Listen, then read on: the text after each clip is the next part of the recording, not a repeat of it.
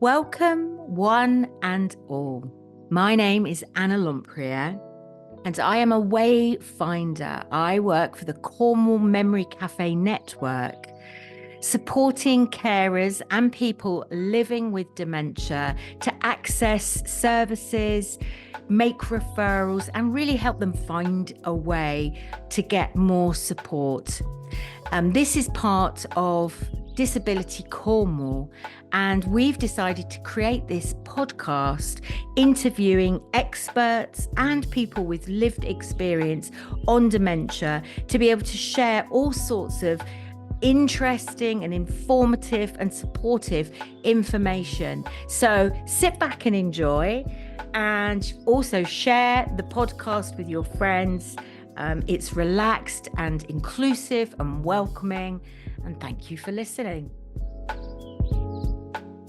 Very, very pleased to be here with you today again. My name's Anna Lempriere. I am a wayfinder and the dementia advisor as part of the Dementia Together program. Very, very honoured here today to be interviewing and having a chat really with Saskia Dady, who is a Makaton tutor and an ambassador for the charity Makaton. And you also work with TalkMoreCornwall, don't you, Saskia? That's right. And it's so lovely to be with you. It's been a long time coming, and I'm really excited to learn more about this amazing skill that you share with people to support people. So I'm going to hand it over to you really and ask you, how did you get into this work, and tell us about the work that you do? So I've been using Makaton, which is a language program using signs and symbols since 1998. So a long time ago. Yeah, I did it as part of, I'm a speech and language therapist. And at that time I was working for the NHS, and we were very lucky to have a Makaton tutor as part of our speech and language therapy team. And so it was called the Foundation and the Enhanced workshops back then, 450 signs and symbols. And I've used it throughout my professional career with children who have speech difficulties, so helping them to with the sounds, with language difficulties and with communication difficulties. So it works for anybody who has some form of communication difficulty. And what I love about it is you can't harm anybody. There are some parts of speech and language therapy, like swallowing work, where you can cause actual damage. But with using Makaton, you are supporting not only the child that maybe has been identified as needing Makaton, but a number of other children in the classroom as well. So there's a lot of children with speech and language difficulties that haven't been diagnosed. They might be children who have attention and listening difficulties. They might have low-level language difficulties, and they've maybe not been identified. But by using your voice and by using your signs and by using the symbols, it helps a whole bunch of people. That sounds amazing. And so you were working in the NHS, and you've trained you've always had that inspiration to be a speech therapist? A speech and language therapist, yes. Yeah. I did it as a postgrad. I did an undergraduate, I did sociology, and then obviously I didn't really know what I was going to do with my sociology degree. And I went into the careers office, and there was physiotherapy and occupational therapy and speech and language therapy. And I looked down the list of speech and language therapy, and it was like tick, tick, tick. Yes, that is absolutely what I want to do. So then I did a 2-year degree course at University College London, and have been working since 1998, so a long time now. Amazing. But and as I say, I was lucky enough to learn Makaton, and then after a couple of years I started working with children who have hearing impairment, so I learnt BSL. And I know Ellie Whitaker from TalkMoreCornwall. She's the other half of TalkMoreCornwall. She's been on your podcast, and she was explaining about the Makaton language programme. And it's based on British Sign Language. So just to explain the difference, BSL is a language in its own right, and it's steeped in tradition and culture and heritage. And Makaton was devised by a lady called Margaret Walker. She's the MA of Makaton. There's KA Kathy Newson, and the TON is a chap called Tony Pointforth. And they were working in a residential home for adults who had learning difficulties. They also had some degree of hearing impairment, but they weren't profoundly deaf, so nobody had ever taught them BSL. And Margaret knew BSL, and she just wondered if she used her voice and if she used some signs, some simple signs, would that help their understanding? Would it help their expressive language? And they did a lot of research, and that's where the Makaton language core vocabulary has come from, 450 words. And it was resounding success. 95% of the adults improved their understanding and 90% their expressive language. So she knew she was onto a good thing. Wow. So although it's based on BSL, there's so many variations within British Sign Language. So the Deaf Club in Camborne would have different signs to the one in Truro, to upcountry, north and south. There are different signs. So Margaret used the simplest form of the signs, and then she standardised them so that people with learning difficulties, wherever they go throughout the UK, see exactly the same sign. So whichever Makaton tutor is sitting in front of you, we would be signing exactly the same. So it's for a completely different client group. It's, people who are profoundly deaf would use BSL as their first language. Yeah. And the BSL community, the deaf community, have had to fight really hard to get BSL recognised as a language in its own right. So they've worked, really hard, and we wouldn't dream of treading on their toes. No. And what do you do now then with your Makaton, your work that you do? What are you doing? Tell us about where you find yourself in the world. So as part of, as the Makaton freelance tutor, I work for TalkMoreCornwall. We're a community interest company, so we try and subsidise parents and carers to learn Makaton, because we don't feel that people should have to pay a lot of money to learn to communicate with their children. But it's from cradle to grave now. It's from, littlies up to adults, and we've got some workshops which Ellie came and talked to you about Watch My Needs. We've got Frontline, which is for the emergency services, but my day-to-day is running levels 1 to 4. I run a safeguarding workshop, and I run a using Makaton with singing workshop as well, which I want to talk about in a minute. But my absolute passion is using Makaton with singing, because it's the best way of learning vocabulary. That's so interesting, because they say that singing helps you learn a foreign language as well. If you want to start learning Spanish, learn Spanish songs. Yeah. It's probably because it's a different part of the brain. And it's that repetitive nature. And for some people who have anxiety, once they hear that familiar refrain, it kind of calms them down, and it makes them more receptive to being able to listen to what's happening. So if you're, you know yourself, maybe if you're having a bad day, put some loud music on that you really absolutely love, belt it out, and you feel a whole lot better. If you can do that belting out with either you're singing some of the words or you're signing along, it's just magnificent. Such a tonic. Sounds amazing. So where are you finding yourself then? You're out and about, you're taking this singing workshop. Where are you going? I'm going all sorts of places. So I deliver the formal levels online mainly. The Makaton charity didn't have anything online until COVID happened. It was all face-to-face because it is so interactive. And I think at the time there were about 350 of us freelance tutors, and we had no income because we weren't face-to-face. We weren't allowed to be out and about. So the charity put things online and said, yes, it's okay. They adapted things, and it does work online really well. But I work in nursery schools. I deliver training to schools and colleges and care homes.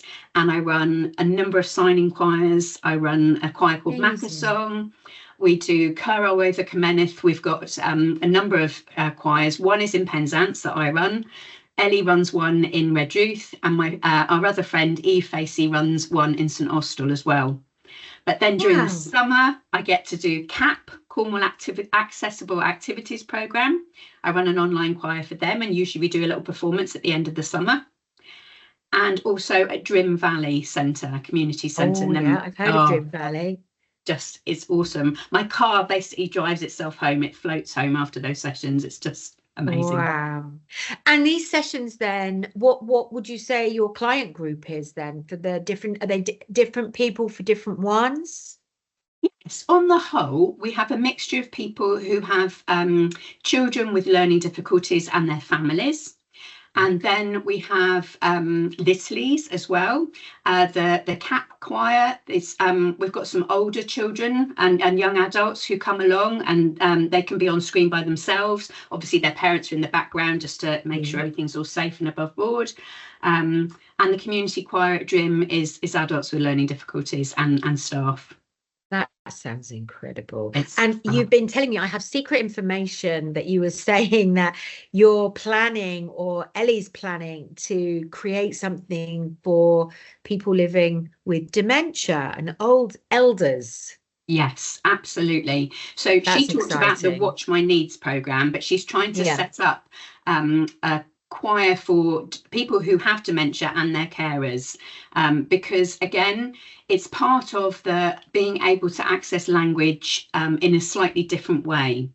So sometimes, I mean, I don't know if you think about, I mean, I know some of the 80s songs inside out, and yet some of the modern songs that we do for choir, unless I'm signing them, I can't remember them at all. So using a safe and familiar song is a really good way of teaching that vocabulary, having fun, and being part of that small group, and taking the vocabulary you learn in a song and then being able to use it outside. So using amazing. A lot of the resource vocabulary for everyday life. And it's so good for the heart, isn't it? It's so good for the heart, the feeling of community and the soul, that you're all in it together, making sound. And it always surprises me when you do group singing, how, God, we sound really good. And you're not necessarily professional singers, but everything seems to harmonise and sound really well. And the difference with the Makaton signing choirs is that we use a backing track. So a lot of our members maybe don't have the language skills to be able to sing all the words. And sometimes they just make some of the sounds. Sometimes they carry a tune. Sometimes they don't carry a tune. It doesn't matter. And it doesn't matter how many signs you're able to use. If you're just able to use one sign per phrase, or maybe you just wait till the chorus, or maybe you just come along and you're swaying or you're playing. So we often have inflatable instruments.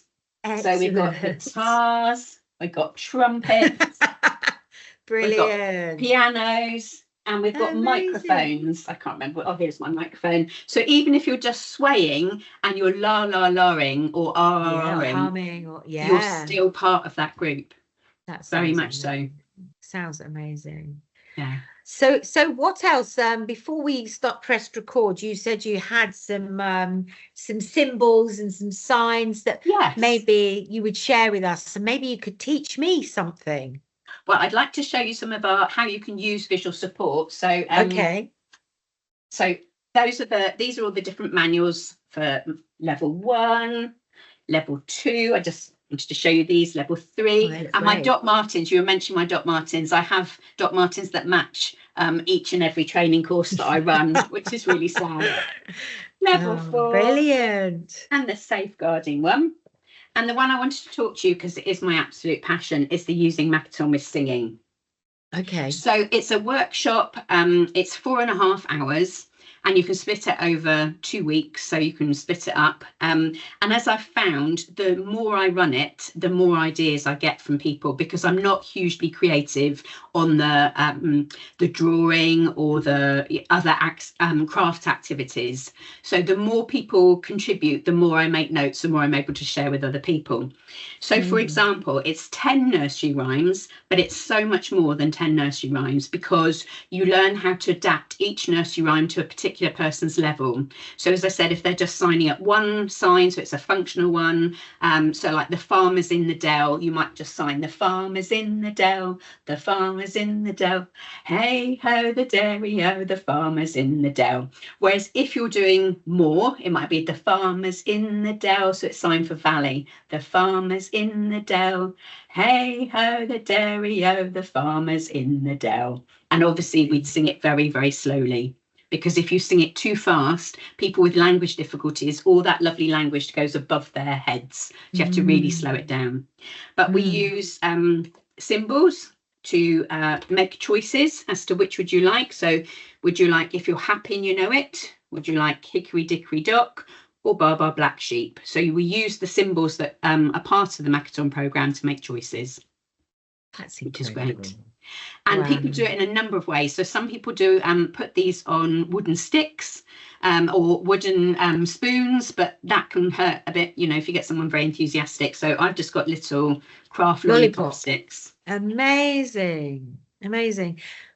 But also you can use so puppets. So for 5 little ducks went swimming one day over the hill. So I've got loads of different puppets, but from the puppets you can talk maybe about the colour. You can use how you can take one song and use it for different purposes. Yes.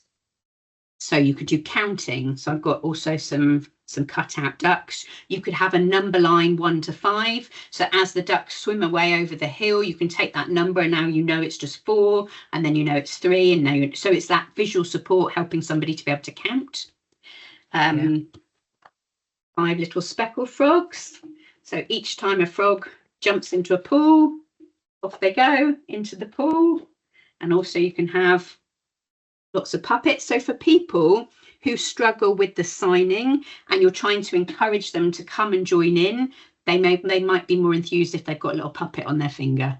Absolutely. Or they might be more enthused if they've had a colouring session where they've made duck masks or frog masks, or made a pond, or what have you. So it's experiential and there's lots of different ways that they can experience the learning. Absolutely. And as a speech and language therapist, my last one I really want to show you is the wheels on the bus. So the wheels on the bus, this is just a cushion from IKEA, and this is an idea by another Makaton tutor called Kerry Corley, and it's got Velcro, little Velcro buttons on. So my visual aid, you can ask somebody to make a choice as to who is coming on our bus today. And then you can cut out all the symbols. So we've got a baby on the bus, goes wah, wah, wah. Daddy on the bus goes shh, shh, shh. Wait, I mean, it's stereotypical. You do lots of things. The granny on the bus goes knit, knit, knit. And then you can place them, but you can talk as a speech and language therapist, all the lovely vocabulary. Do you want upstairs, downstairs? Do you want to sit at the front of the bus? Do you want to sit at the back of the bus? Right. And then you can talk about where are they going? So you can have a whole load of questions. So from one song, you can talk about who is on the bus, where are they going? So then you've got a whole load of vocabulary. You can do family members, you can do professionals, you can do, anybody really. Where you could be going to the park, you'd be going to the zoo. If you're going to the zoo, you can talk about all the animals that you might see at the zoo. It just, how one song can extend to like the whole term's work. Yeah. When might you be going? So some of the vocabulary around time is really difficult. So using signs and symbols is really helpful. What might you be doing when you get there? And then for older children, you might be able to talk about how much, and you can maybe role play. You can have little seats out in your classroom, and you can have a bus driver with a hat on, and the children come on and they could practice role playing, saying where they would like to go, what they would like to do, and how much is it going to cost. And talking about how are you? So then it can go into the feelings, and the feelings are super, super important, and how you can sing if you're happy and you know it, but you can adapt it to if you're sad and you know it, tell a grown up. If you're sad and you know it, tell a grown up. If you're angry and you know it, go for a walk. And so any positive behavior that you want to see from these emotions, you can put it in a song. It's just, wow, that's so beautiful. I can feel how much love you have for this work, and it's so needed and so important. And so how do people access you then? So how would we find you if someone was out there listening and thinking that their child, that they didn't know that this was available, or looking at this workshop that Ellie is delivering at the moment as well, and just how can people find you? And because you were saying right at the beginning of this conversation that it's free. It's all it's subsidized. It's not subsidized. free. Okay. When we had 4 or 5 years ago, we were given some money from the National Lottery, and we tried giving it away for free, but people weren't coming. So we were having to pay for village halls and community centres and what have you. And because you haven't committed anything, there's no skin off your nose if you don't come. Exactly. So we do charge parents and carers, but it's a subsidised rate. So yes, it is important. It's so wise, isn't it? Yeah. People they need to have that ownership of the manuals. We cover the manual costs and some of our training costs as well. But it's not £85, which is what the charity charges for parents and carers. So people could contact you, reach out and find out what you're doing, whereabouts, be directed to somewhere that, a place local to them, for their young people. Yes, if they go to TalkMoreCornwall. Okay. TalkMoreCornwall, CIC. We've got our own website. We're on Facebook. We're not, we don't do Instagram, I'm afraid. I'm sorry for all those young people out there who do Insta and all the other stuff. We don't do that, but we're on Facebook. So yes, the contact details are on our website. If you look at all the workshops that we're delivering, that we've got a calendar on there, and then you just contact the email address. Amazing. And I can we'll put some stuff in the show notes, your links and everything. So is there anything else you want to say to tie up our lovely conversation? Anything else that we've missed? I think my main thing is to say to people, give it a go. We've got a couple of choirs that are running. I also run an online choir as well, which is I've been doing some 80s, and at Christmas I do a 6-week Christmas choir, which is just the best. And just give it a go. You don't need to have any previous experience of Makaton. We will teach you all the signs that you need for the songs. You can go absolutely at your levels. As I say, if you just want to sway and sing and enjoy it, if you'd want to do 1 sign, 2 signs, 3 signs, you go at your pace.